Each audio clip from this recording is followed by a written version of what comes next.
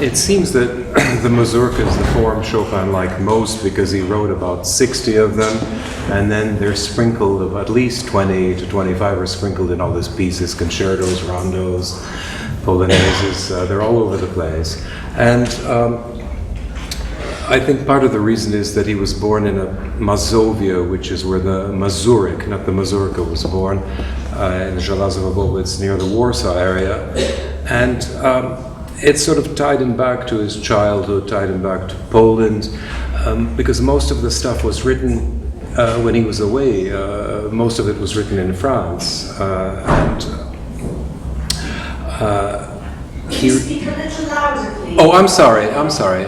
Most of the mazurkas were written in France, not in Poland, and there's a certain nostalgia about it. And I'll get into several of them in detail, and then make comments, relate comments of various composers like Mendelssohn and all of them about these pieces. While he was a teenager, he was friends with a man called Oskar Kohlberg, and he was sort of one of these pioneer musicologists. So by the end of his life, he collected 22,000 Polish folk songs. 22,000. And Chopin obviously used, because this man had the time to travel all over Poland, picking it up at Krakow, at Kielce, all over the place. There's even, in Kielce, it's a little town, there's an Oskar Kohlberg Philharmonic, and they want to change the name because nobody knows who he is, you know, so it's not a good publicity name, the Kohlberg Philharmonic. And Chopin had access to all of this, and even later, when he saw some of his works published, Kohlberg's works published in Paris, 20 years later, he criticized it because he prettified the mazurkas. He put in, you know, sort of nice harmonies and all of that. Chopin wanted to retain those, what he called savage beauties of them. You'll notice that as the mazurkas progress, they get more and more sort of westernized. Schumann said that they got more universal.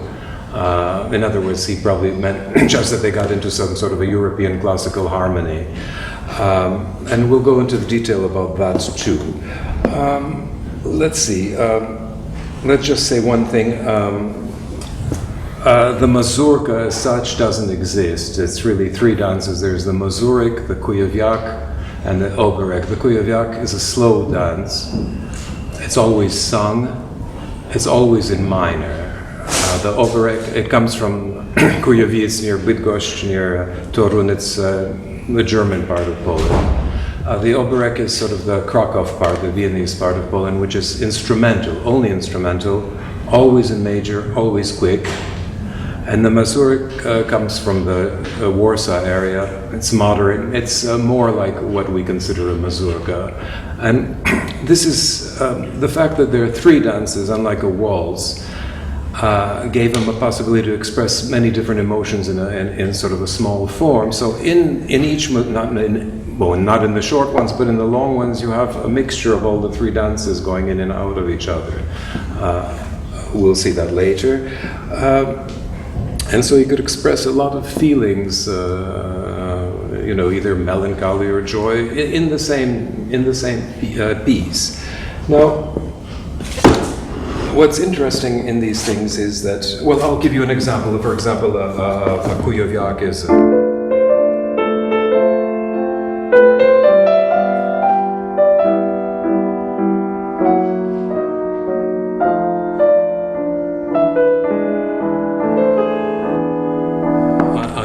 Is and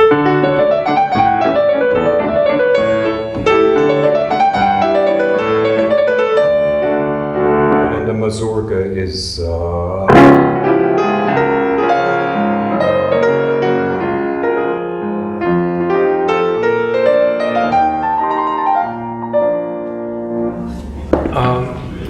what's very interesting, like Scarlatti sonatas, it's almost like he's saying the same thing 50 times. The motives are always the same, mostly the same. They're usually this type of, you know, or dum-dum-dum, or da-da-da-dum, you know, for hours. And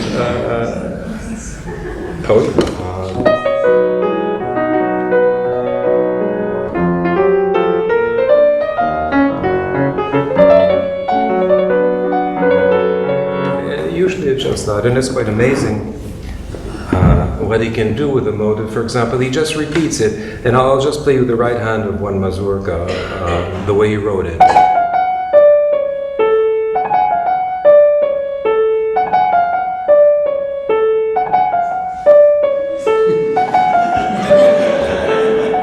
It continues. That's it, finally. And see what he does with it.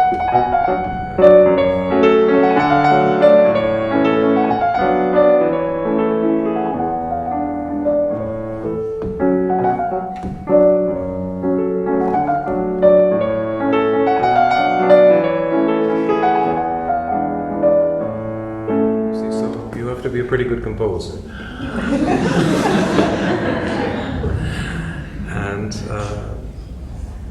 or another one, it's less obnoxious because there's more minor. He's more sophisticated.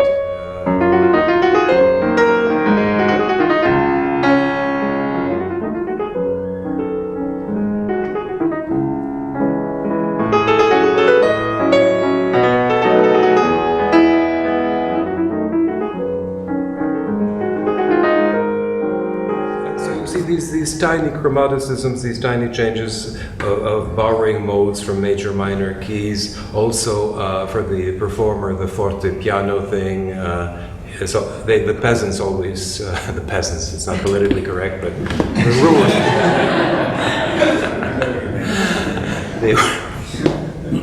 The peasants. We're playing always loud and soft, or louder, you know. So, but Chopin refined it a bit, and did I get through? Yes. Now, what's interesting for me, the most interesting is the way he first of all started with these modes, these old medieval church modes, which still were in the country in the backwoods of Poland, you know. So they use the Phrygian mode, the Lydian mode. I'll do that in detail because we'll never remember it. And it's the Lydian mode that's always used, always 98% of the time. It's this one. For example, instead of doing, you just so the perfect fourth becomes this tritone, you see. Then, for example, in just a coloristic folkloric way, is this. That's sort of.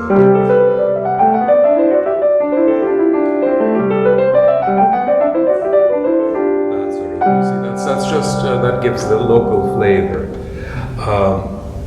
Then you have the same thing in minor. Instead of doing, for example, he does this.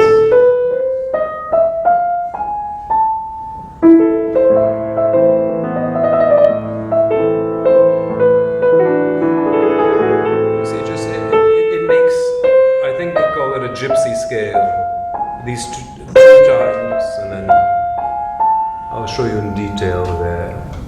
Then, the other Phrygian modes and all of these, they're just in 2 or 3 specific mazurkas, so I'll just make it clear when we come to that. Basically, it's Lydian. Now, also, with this Lydian mode, the peasants had motifs, which was very convenient for a classical composer because they would go from. Typical. So luckily he got there because you see, luckily it gets to something that's tonal because you couldn't just go. You wouldn't have a classical piece anymore. So this is one of their modes. Another one that you hear all the time is this one.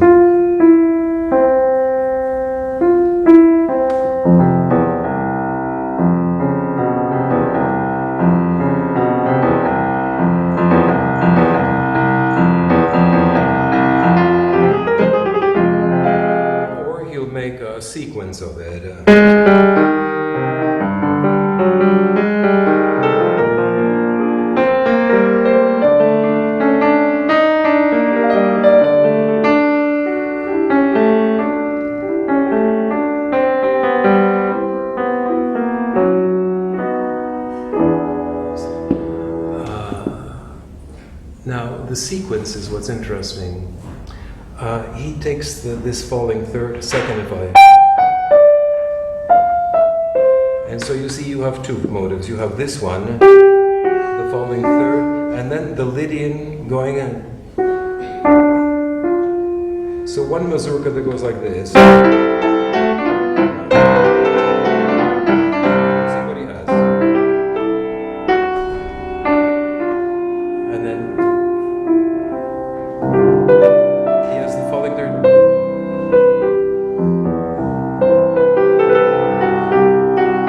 Third. And then another. So what does this create? This creates something like this, which falls perfectly into place in the chromatic style of harmony he was writing. Now we take already the first mazurka.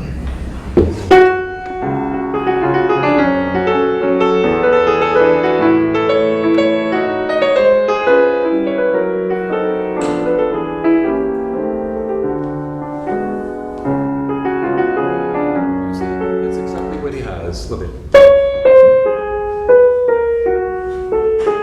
And then you see, so you hear it throughout many of his compositions.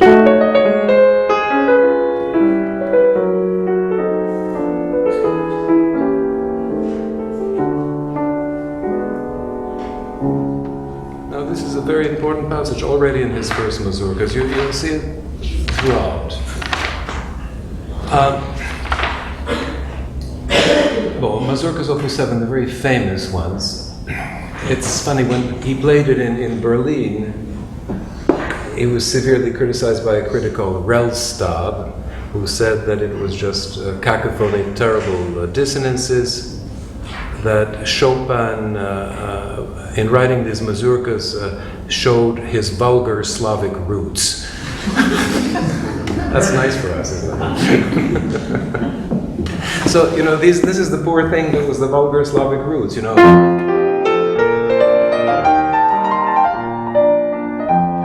It's this that shocked him. You see, that's the Lydian. But what's so shocking about it is just this. You see, it's... but it shocked him. The middle of this mazurka, you see,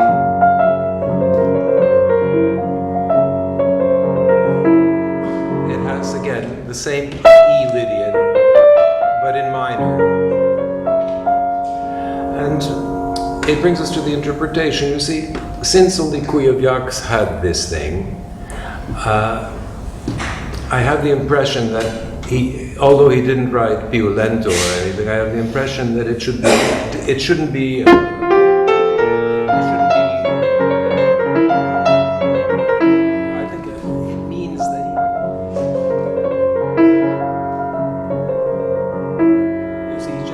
takes it for granted you know what a Kuyaviak is, as if they would in Paris, you know.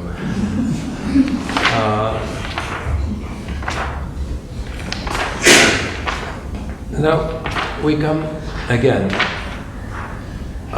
to the Opus 17 ones. Here he's starting, this becomes the real mature Chopin already.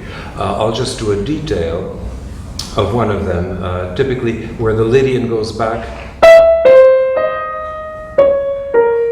minor. And here it's really very typically, as he called, savage.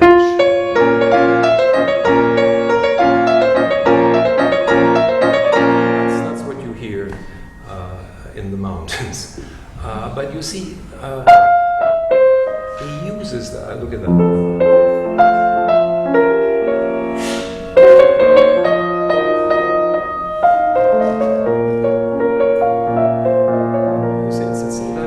Typical Chopin flavor. Now the main mazurka of this is number 4, and from Opus 17 they're either in groups of 3 or 4, and the last one, the last ones are the important ones, and the Polish scholars call them mazurka poems. They're 4 or 5 pages long, and here they're basically the major works. Now look here.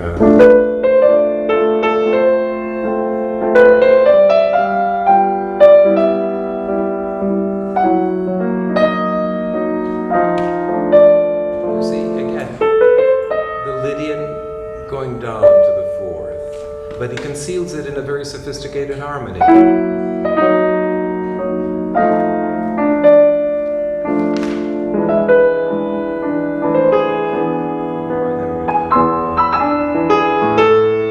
then this is the first one. In these big mazurkas, he introduces codas, which are usually the most expressive part of the piece. So you see again, from the Lydian.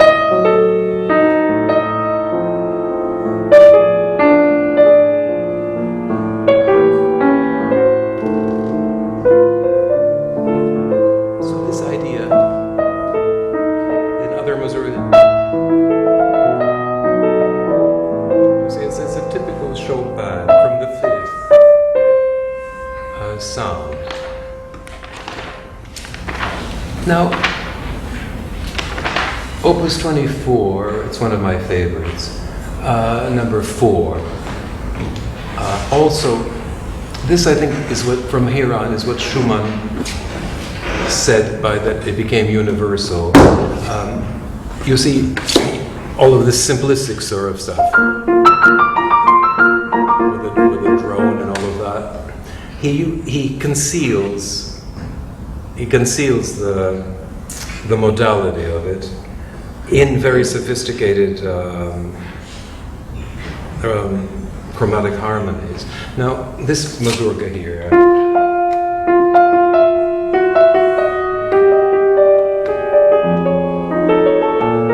remember playing it at Harvard and Boston, and my teacher of composition, a man called Kirshner, who was Schoenberg's pupil when Schoenberg was in California. He said, you know, the most modern piece you played that evening was this mazurka. He said, it's 12-tone. And as a matter of fact, you see, the right hand goes down, and the left hand.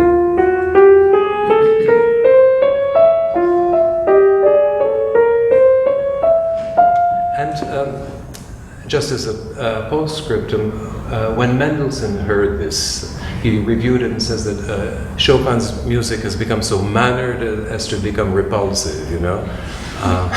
Nice.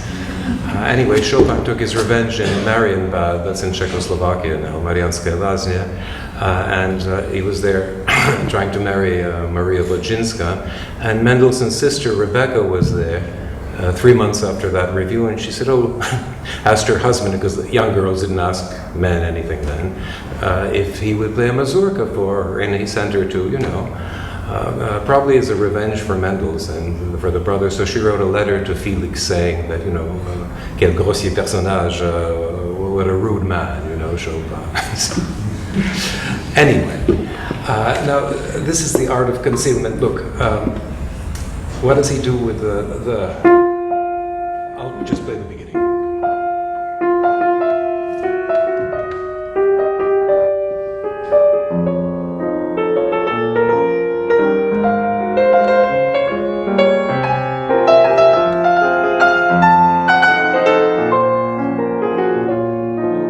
It seems simple enough, but it's written in 2 voices, so as you remember, this goes down. What's interesting is the bottom voice.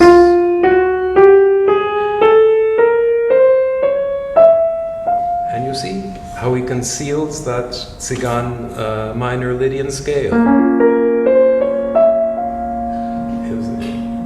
So it's hidden, it's very sophisticated.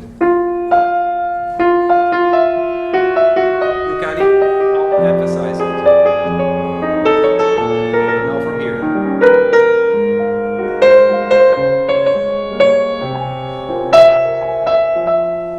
You can't hear it because it's completely camouflaged in classical harmony, but it's there.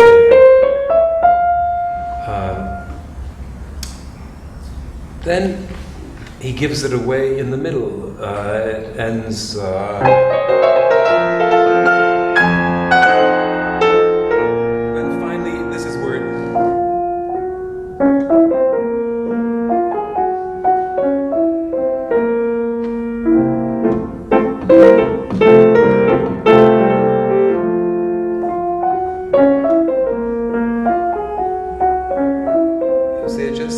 The fact that he hinted it before.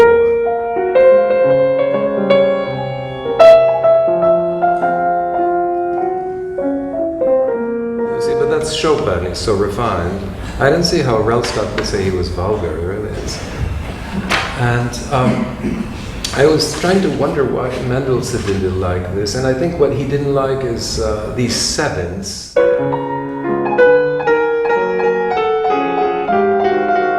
That sort of stuff. Because, for example,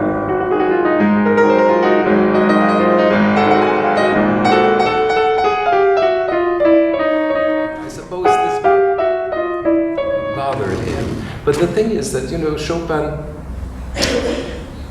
even somebody so pedantic as Henrik Schenker put Chopin on a par with German music, and he's one of his great defenders about, Chopin was,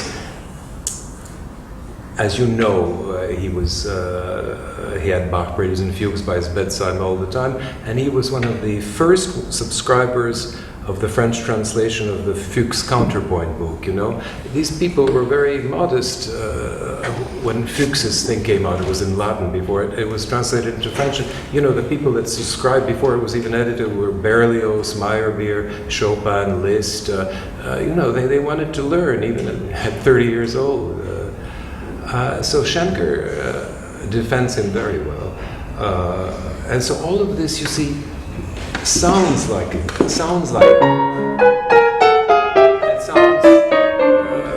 terrible sevens, but it's just concealed counterpoint, and if you just take it together, it's very tame.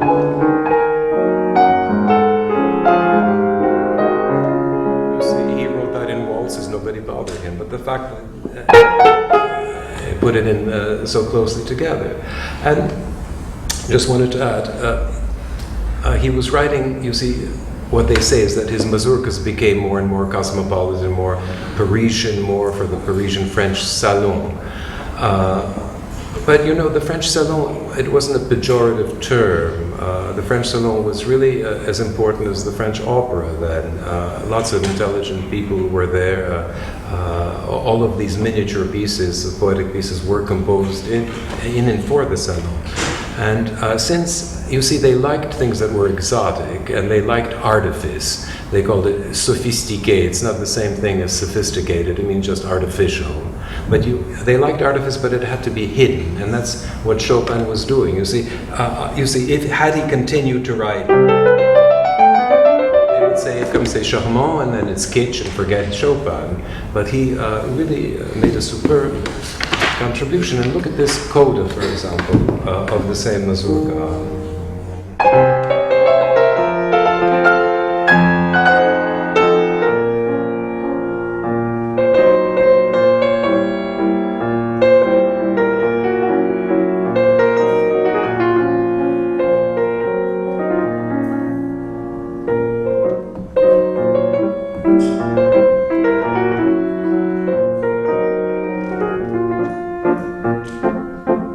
Etc.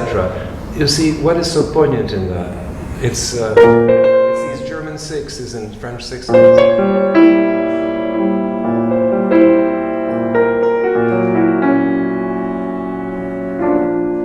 You see, but what are these Lydian sixes? They're Lydians. You see, so he just conceals the Lydian into this.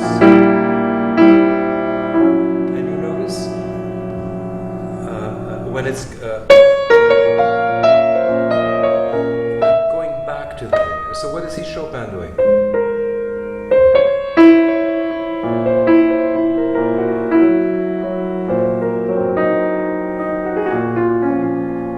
So you see, it's just subtly in there, but that makes a particularly Chopin, so nobody else sounds like that. And now, in Opus 30, you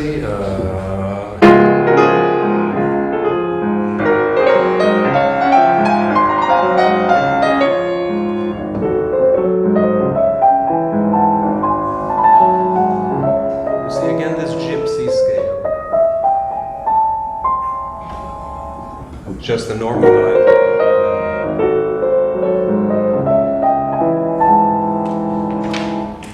we get to Opus, the very famous one Horowitz always played.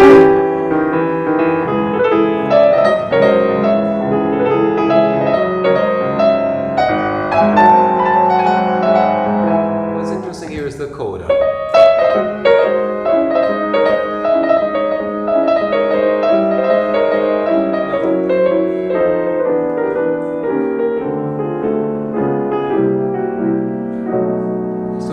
Even went crazy. He said, how can he just write parallel sevenths like that? You know, nobody did that before. Schenker, in a very smart way, said that Schumann was stupid. In his very modest man, Schenker. And he said he didn't realize that Chopin was perfect, that it's really just this sort of, in old counterpoint, they made 7 sixes.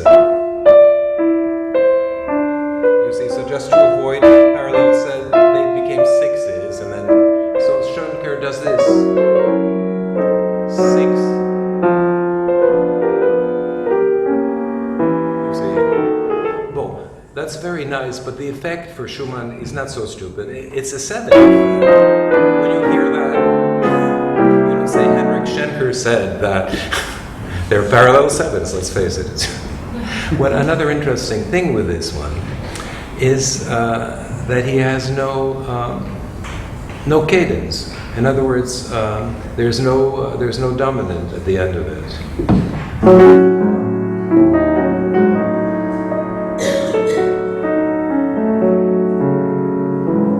Which was extremely, that was, I don't know, maybe it's the first time, but you have that in Ravel,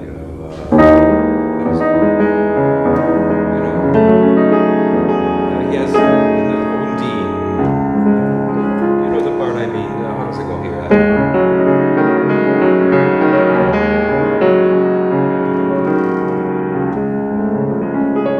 Something like that, it has that, and this, he had that 100 years before.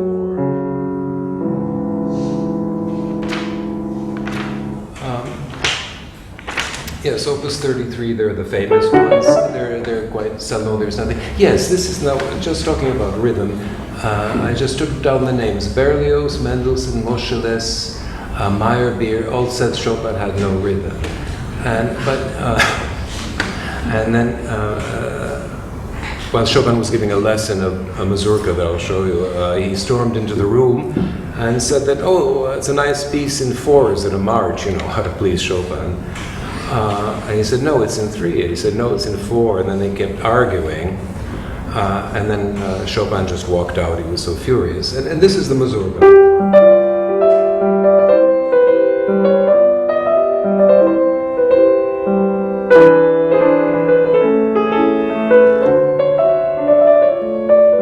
Etc.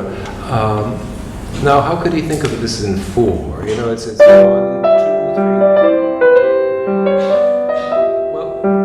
Lenz, who was one of his pupils, said that Chopin sometimes waited so long on the first beat and made the third beat so short. In other words,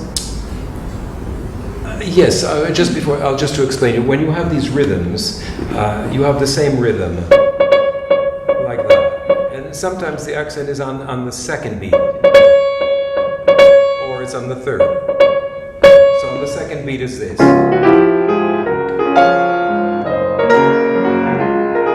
Beat is, and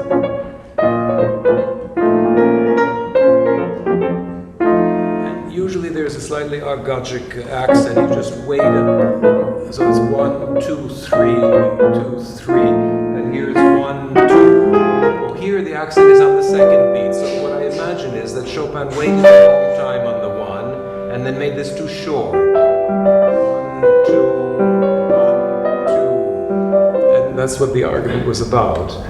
But it gives us an idea of the type of vibrato that he may have had. Now, Opus 41, one of the mazurkas is in E minor. This is a fascinating thing. He wrote this in Mallorca. And here he used the Phrygian scale very rarely in his piece. In other words, instead of a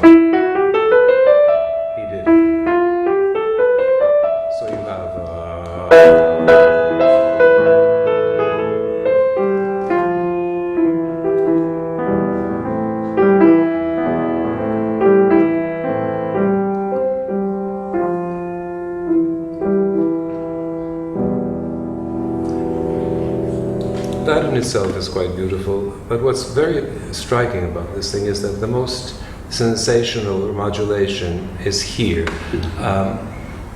Nor you see what he does. He goes and then he gets into the dominant quite simply.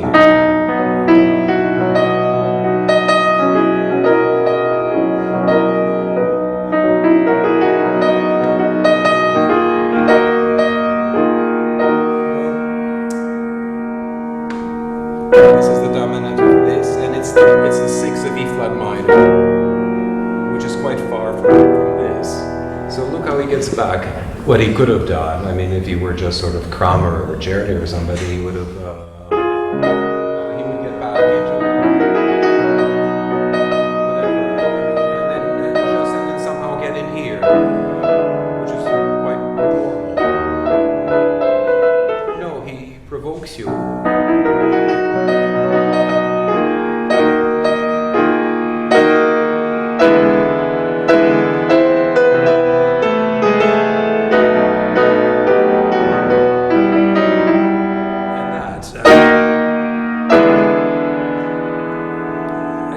Why is that so striking?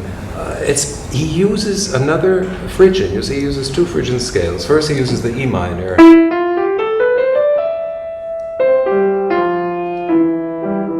And then he uses the E flat minor. So you see.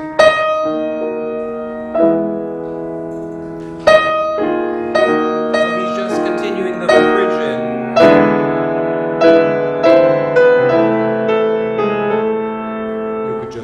Just chromatic half steps, but then other people have done that and it doesn't sound like Chopin. Okay, now I'll play the last one of the Opus 52. This is to show how he mixes up the different dances. Here, for example, he starts with a singing Kuyeviak.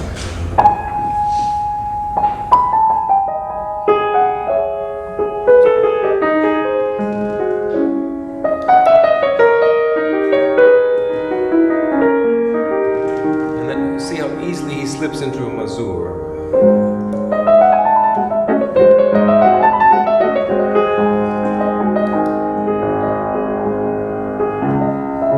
And then into an obereg, that instrumental.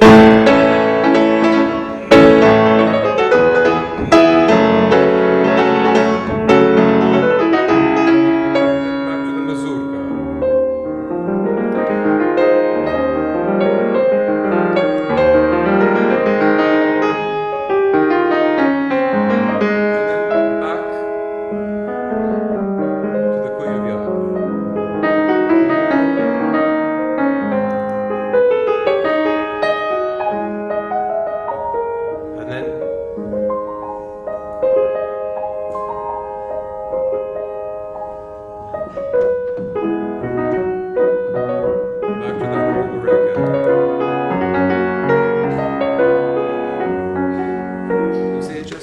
Marvelously intertwined, how many emotions he can get. Then he gets.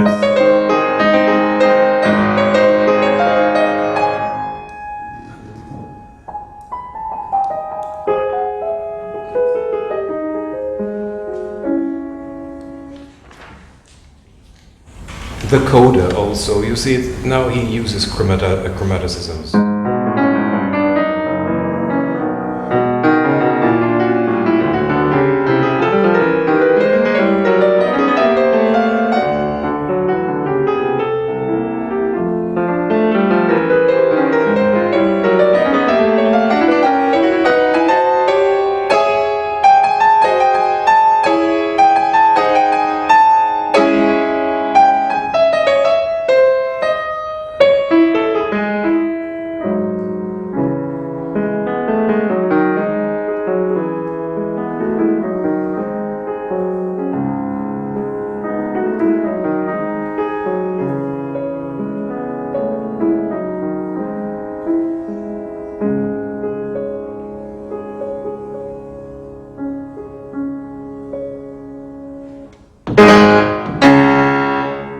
What's interesting here is that the melody, you see he has that descending third. And this, again, in C sharp minor, is that Lydian.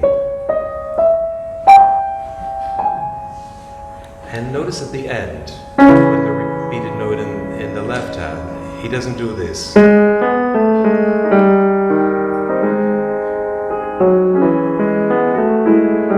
does this.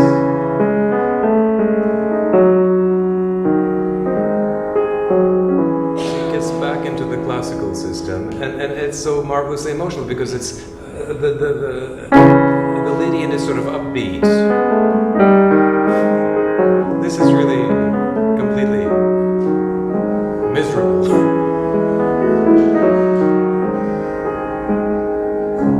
But you see just the finesse of the man, just these tiny things. And in a sense, this Paracella that Schumann sort of despised formed him in that way. And it is made, many people think he's sort of an artificial composer like Ravel, but that's not bad. and as Ravel said, if it's in my nature to be artificial, what's the problem?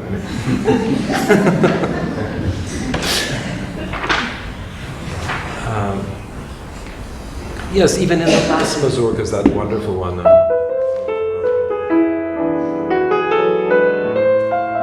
You see, then he goes.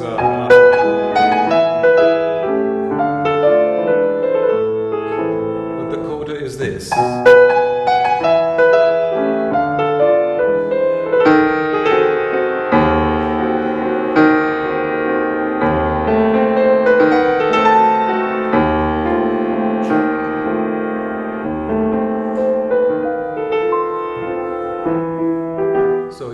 What is it? He had that already in this one. He had it. See, it's again the Lydian. But, you know, it's a normal chord. And you don't have to know that it's a Lydian to play this piece. It's just a normal harmony that goes. So, just to be clear, the only time you know it's a Lydian is in a sense like this. Just a folk color. But what's interesting is that he uses this color, this surface color, to go into a deeper structure. That's what's brilliant about the man.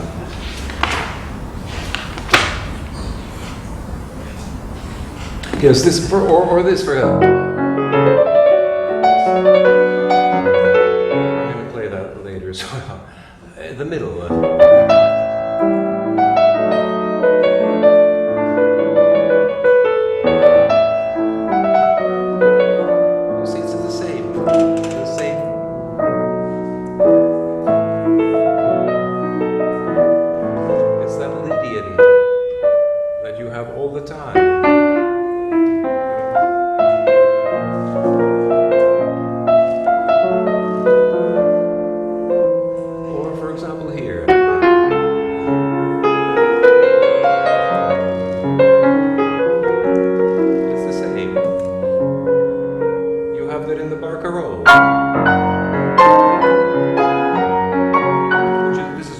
The Barcarolle 60.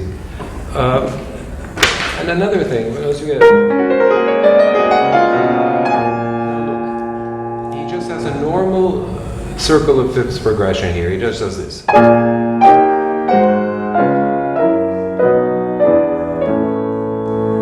Then he adds one of the Lydian, one of the motives, that one.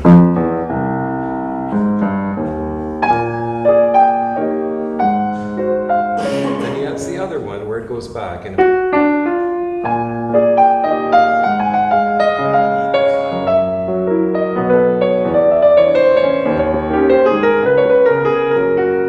you see, just Europeanizes these things. And what's interesting, you see, look at it. He uses in other pieces with him.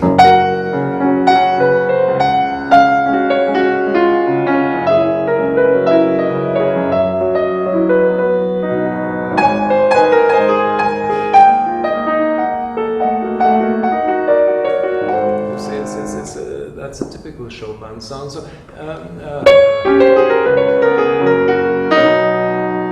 then he gets back as if he's remembering something of childhood. You see, after the coda.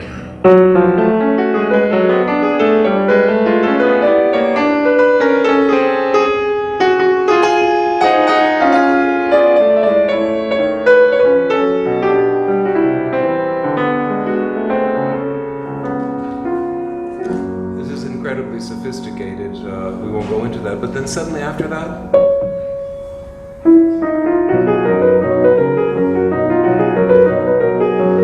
and the remembrance of his youth. You see it in that Lydian scale. Just as an emotional, then he goes. And then gets into a Polonaise.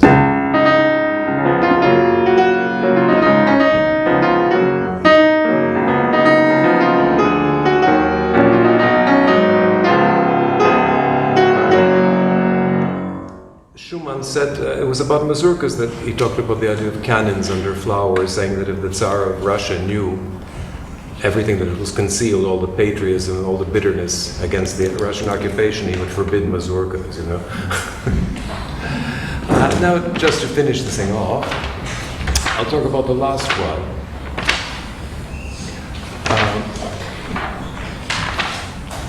You see, it's funny, he wrote, the last piece he wrote in his life was a mazurka, so they were constantly, Liszt called him a diary, a bedside diary of Poland. Now this was written, well, let's say in 49, and during the French uprising in 48, it seemed to be a year where everybody, Wagner started to become really full of innovations. Liszt dropped his career as a virtuoso, went to Weimar, and then started composing crazy pieces.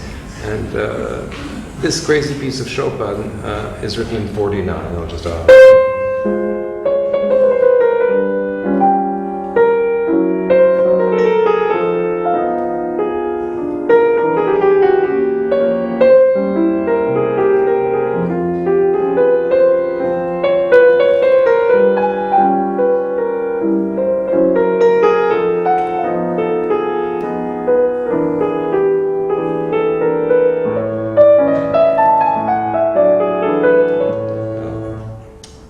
fascinating is that we've had this sort of chromatic descent already before. We had it in that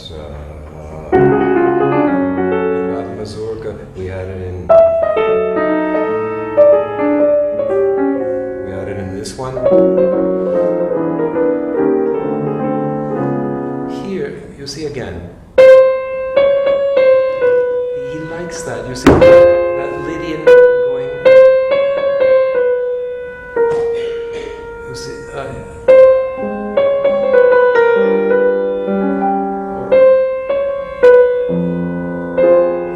It's a typical Chopin sound. Now, what's fascinating is that this is extremely in advance of its age for chromaticism.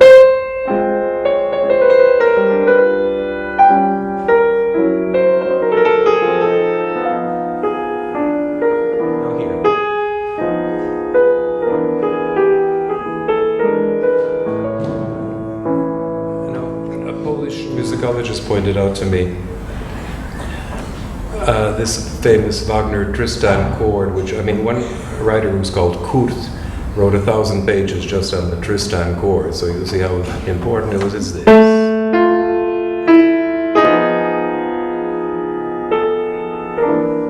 was written in 59.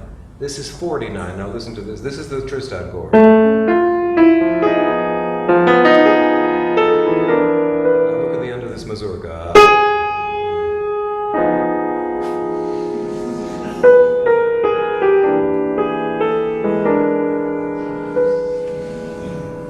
10 years before. It would be funny after Tristan, you know, they start a prelude like that, and then they put in a pianist suddenly.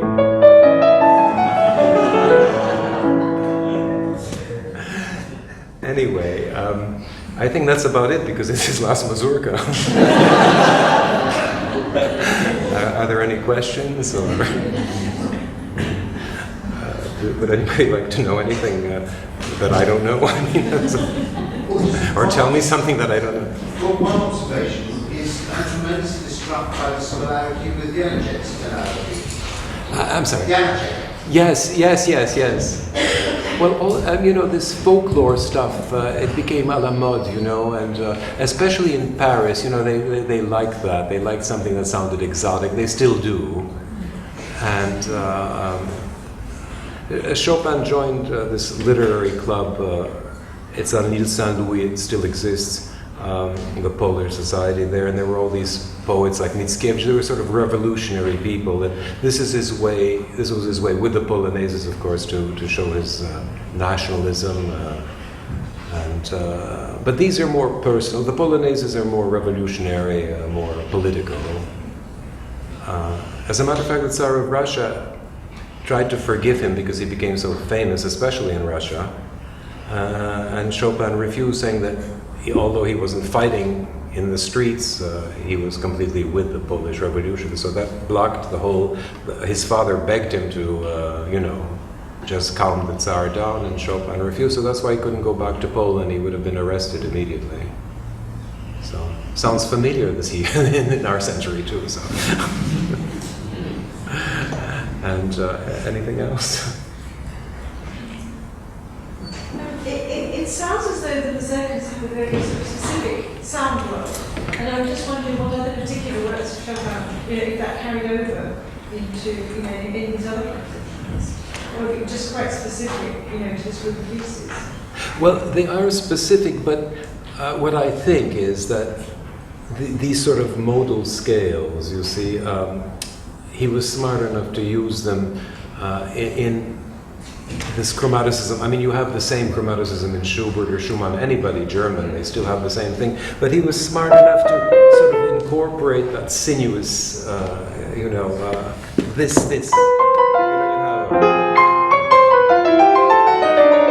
the second concerto.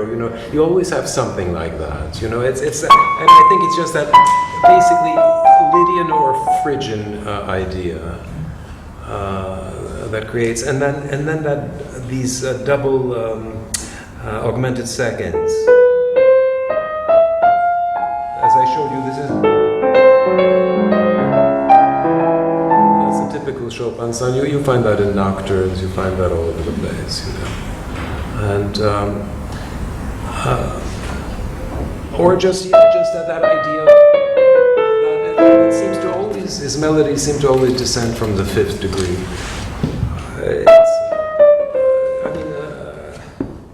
The Germans, it's really from the third. Not all the time, but it's typically German. And then Chopin is always that chromatic. It's always, or here, you see, it's the fifth degree.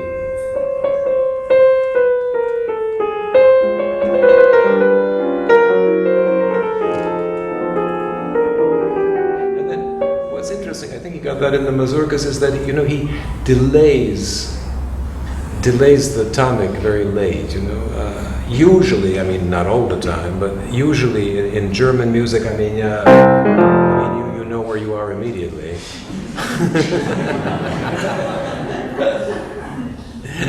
When you play this one, he just puts the E minor chord at the very end of the piece, or this one. You're in F minor, but he only hits the chord at the end of the piece. It's very Chopin, just to keep everybody suspended.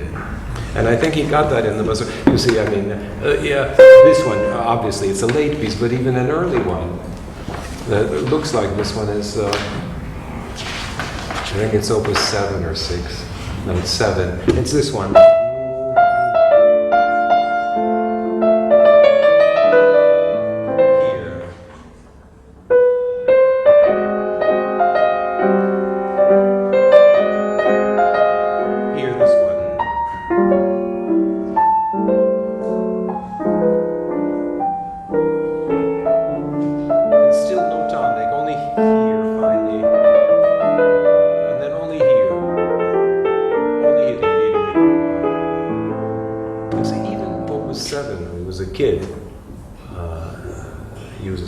Procedure.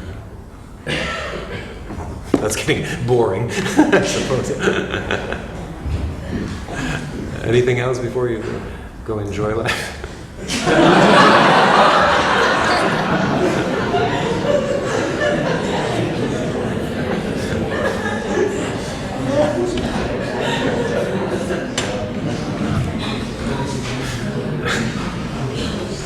She's going to go enjoy life immediately. They're walking out in droves,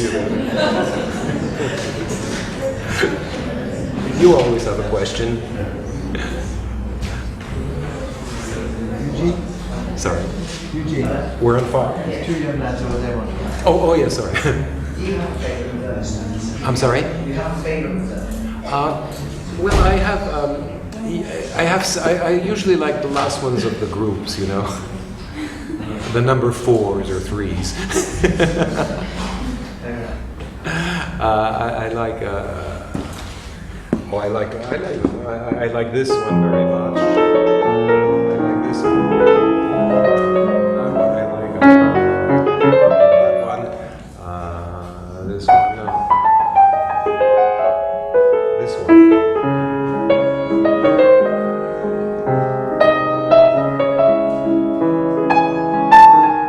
You see again. Speaking of rubato, well,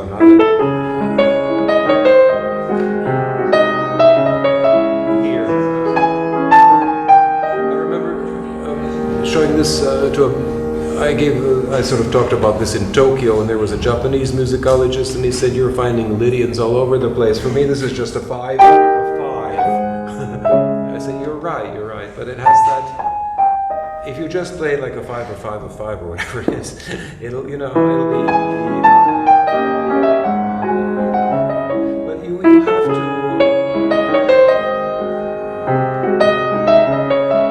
You show it, and then a bit of. So you see the idea of waiting on the third beat. I notice my students think that they read that you have to hit the first beat, so they'll play something like this. He means is just a bit, and not all the time. You wait on the second, and then you just use it to go far. Just these very subtle. This pianist Moscheles said that everything that shocked him looking at the music was explained by the way Chopin played. He said he didn't knock the thing. You see, he was never. As I said politically, like he didn't play like a peasant, you see. And sometimes I see. That's terrible. I mean, for me, it's terrible. Everything is in nuance. Everything is in. He'll change the harmony on the third beat, for example. So just a change.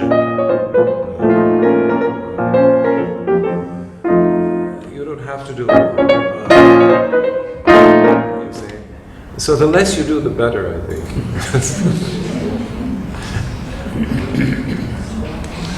And he does it, you see, for example, when you do a waltz, it's classical, the harmonies change on the bar lines, and so do they also in the mazurkas, obviously, but then he uses the displaced rhythm of the second accent and the third to change the harmony on the second beat or third. So you just the change of the harmony makes the accent. So you don't have to make it dynamic or here, It's a question of taste and whatever that is. That's politically incorrect too, to talk about taste. Okay, shall we go?